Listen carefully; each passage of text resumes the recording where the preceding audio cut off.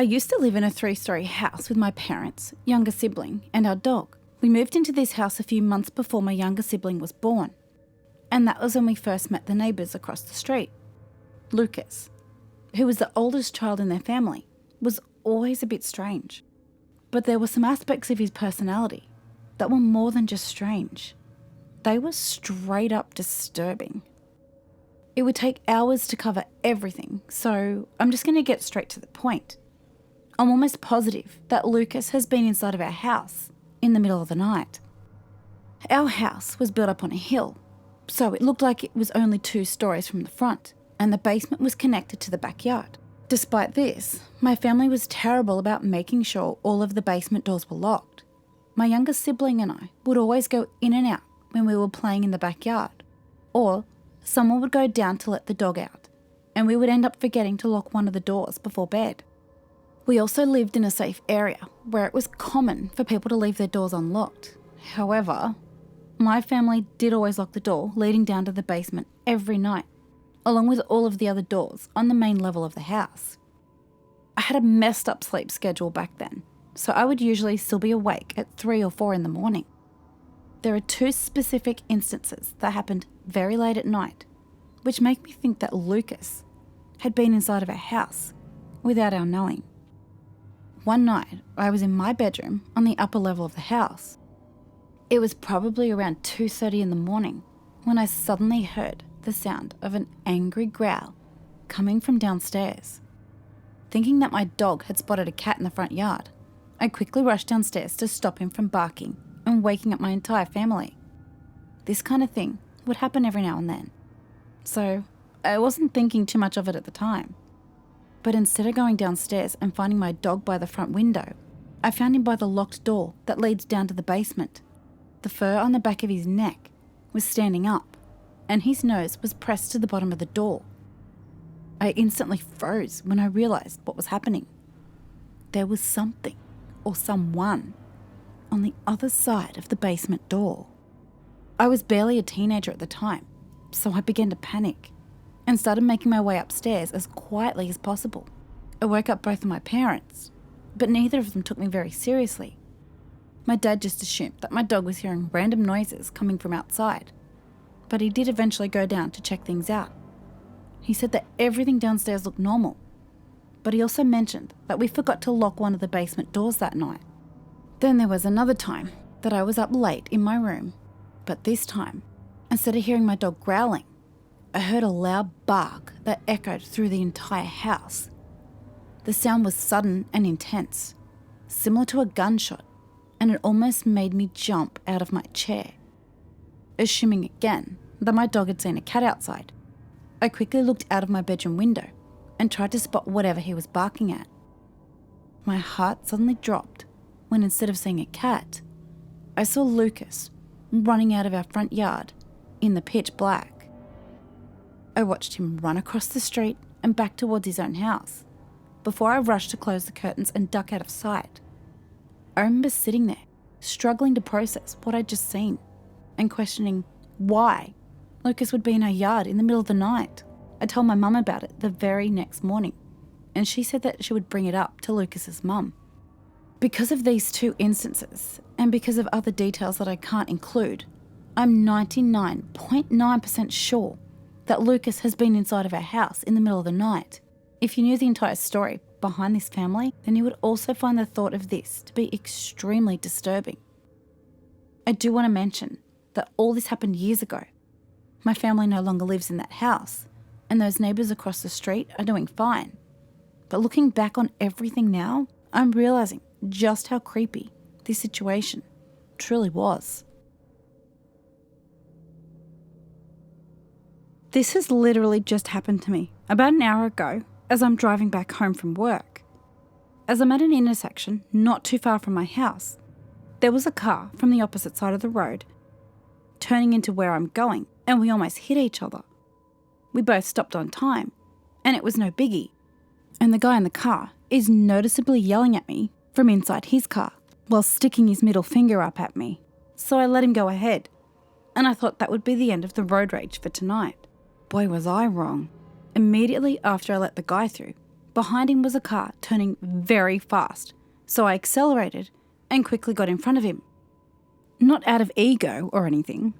I just thought that considering the position of my car in the turning lane, it's likely that this dumbass would hit me. Right afterwards, this guy's obviously angry with me and starts flickering his extremely bright lights at me for minutes straight. It was annoying as hell, considering something brighter than the sun is shining at me for a minute, and you can tell it's really hard to navigate at night like that. So I said to myself, two can play at this game, and I slowed down to 20 miles an hour from 50 for a minute or so. He was still flicking his lights, but not as much at this point. By now, I was close to home and I turned into my subdivision, thinking this whole saga would end then and there. So this guy follows me into my maze of a neighbourhood, and I get near my house and he's still following me. I was freaking the hell out and wondering, should I just park in my driveway and he'll go away? Or should I just go down some random neighbourhood and lose him there? So, as soon as I passed my house, I decided to go right past it and into another neighbourhood, a couple of minutes away. And he follows me exactly to there. I just left that neighbourhood and started jumping on my gas pedal and sped down the road and made a random right turn.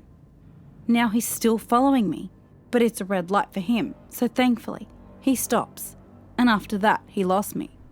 Honestly, this was a scary experience for me, considering my suburb isn't too far from a very dangerous hood area where gunshots can be heard often. Who knows what would have happened if I stopped my car at home? Maybe this guy would have got a gun out and shot me. It's just really creepy how this road rage jerk easily followed me to my house in an obvious attempt to scare me.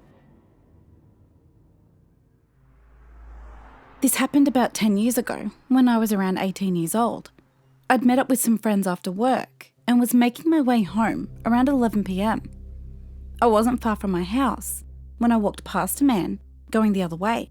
I noticed that he stopped and looked at me before turning around to follow me in the opposite direction to where he had been going.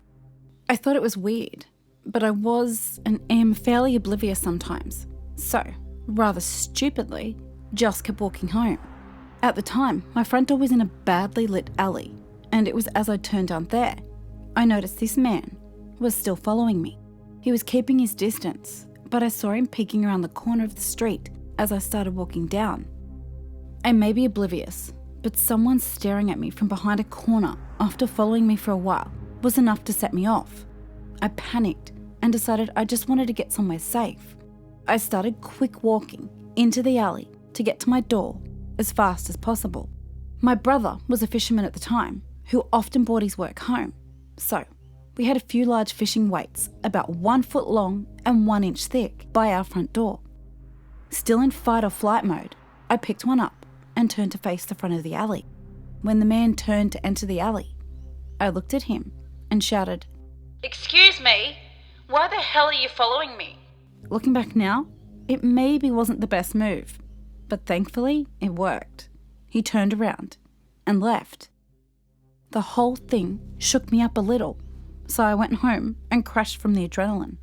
Thankfully, I never saw the guy again, so this is all just a distant memory now. As a teenager, I waited tables in a local restaurant to pay for the gas for my car. I met Mr. Creep there. In my naive mind, he seemed normal at first, despite the fact that he was 20 and wanting to date a 17-year-old.